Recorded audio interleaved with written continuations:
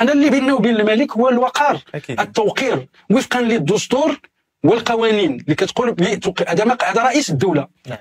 يكون عندك راي اللي بغيتي في السياسه نعم. وفي الدوله نفسها، لكن هذا مقام بيننا وبينه التوقير. نعم. وخلاف ما يدعون بانه هما اللي كيجبدوا الملك وكيبتدلوه.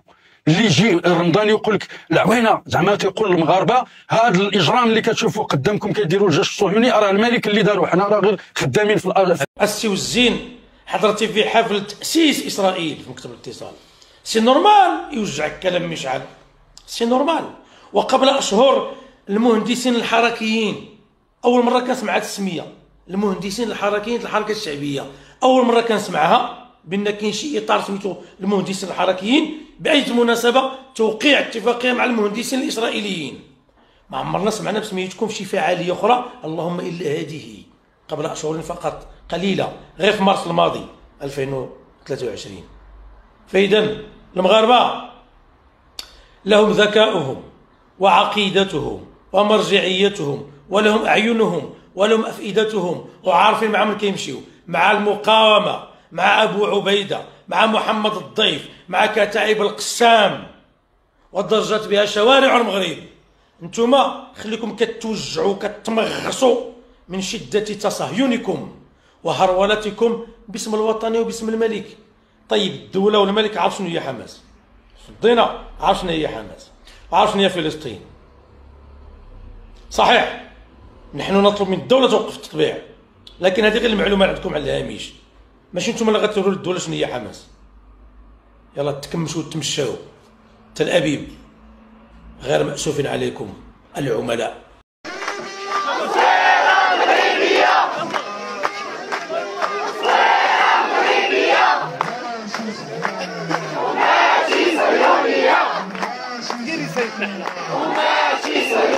أبناء الشعب المغربي في مدينة الصويرة كيرفعوا شعار الصويرة مغربية ماشي صهيونية. علاش؟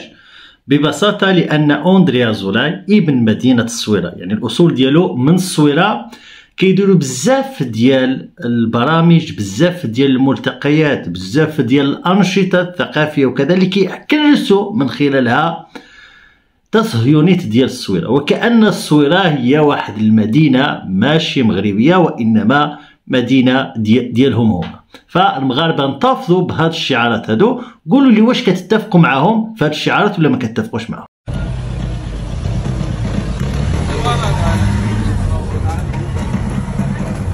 الباب هيا معتز. ايش هذا؟ ايش مكتوب فيه؟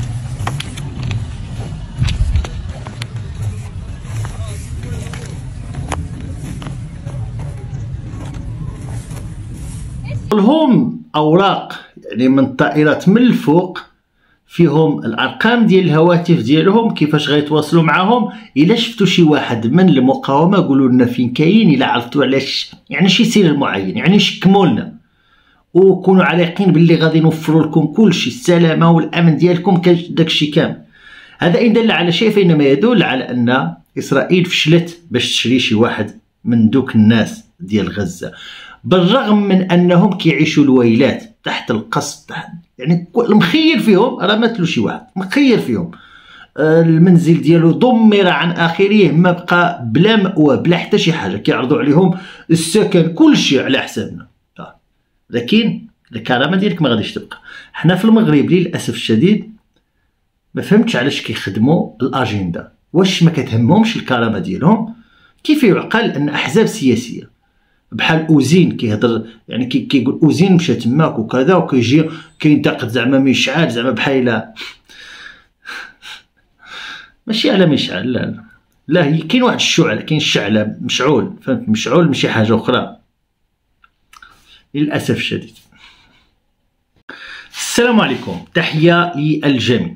واش عقلتوا واحد الجمعيه يهوديه ديال مغاربه يهود مقيمين في اسرائيل عندهم الجنسيه الاسرائيليه صيفطوا رساله الى الملك محمد السادس كيقولوا له حنا ما عجبناش الحال حيت المغاربه خرجوا بالالاف مسيرات مليونيه ماشي في مدينه واحده في المغرب وانما في بزاف ديال المدن المغربيه كلهم كيتضامنوا مع فلسطين. كيفاش الدولة المغربية حنا شالوم ديالكم، حنا ولادكم، وحنا عاطين لكم البيعة، كيفاش كديروا هذا الشيء؟ يعني كيفاش كتسمحوا لهاد المغاربة هادو بالالاف يتضامنوا مع فلسطين؟ علاش ما تخرجوش تتضامنوا معنا حنا؟ ما خصكمش تردوا لنا بالظهر وما الى غير ذلك. يعني منين جينا نقراو يعني ديك الرسالة في الشمولية ديالها لقينا بلي ان هناك تهديد مبطن، يعني كيفاش حنا كنوقفوا معكم وكذا، انتم ما بغيتوش توقفوا معنا في هذه الظروف السياسية الحرجة. السؤال المطروح: هل تم الاستجابة لمطلب هذه الجمعية؟ لأن الجمعية شنو قالت بلي أنه هاد المظاهرات ما خصهمش يكونوا، يعني باش ما يكونوش المظاهرات خصنا نعطوهم العصا، واللي غيتظاهر خصنا نعتقلوه.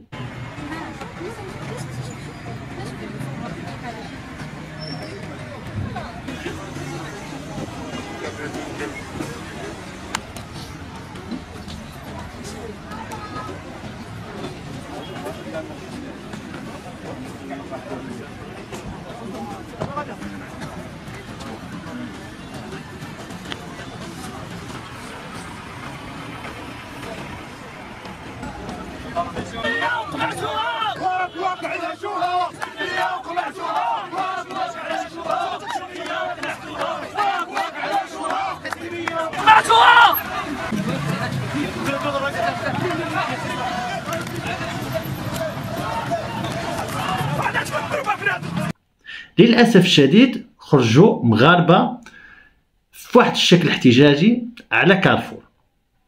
للأسف الشديد لاحظنا بأنه تم اعتقال عدد كبير من المناضلين، أطلق سراحهم فيما بعد. بسم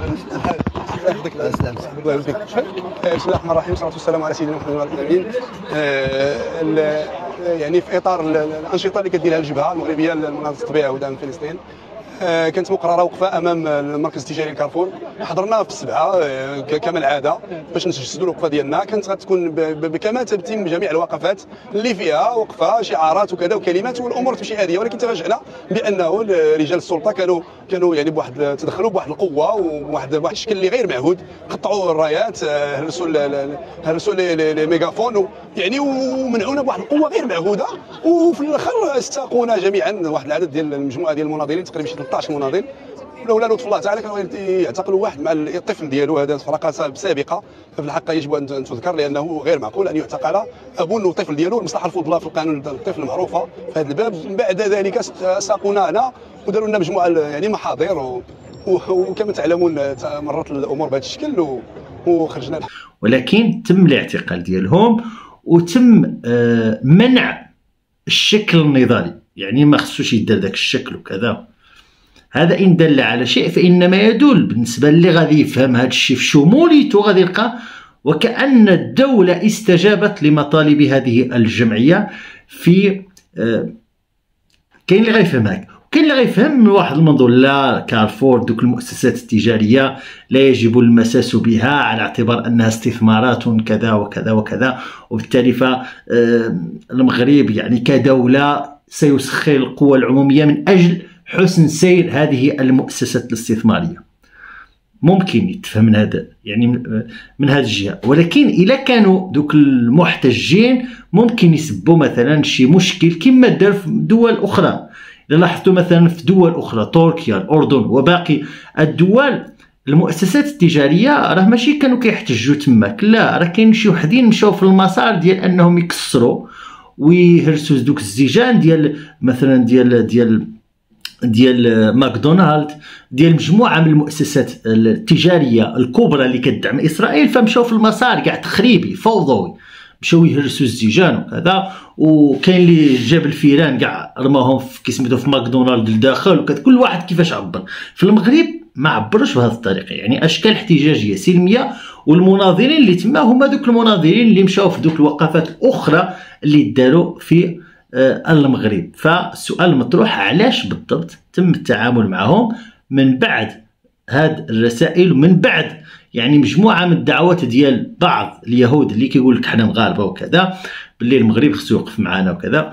من بعد لقينا بلي انه تم التعامل بهذه الطريقه مع هذا الشكل الاحتجاجي.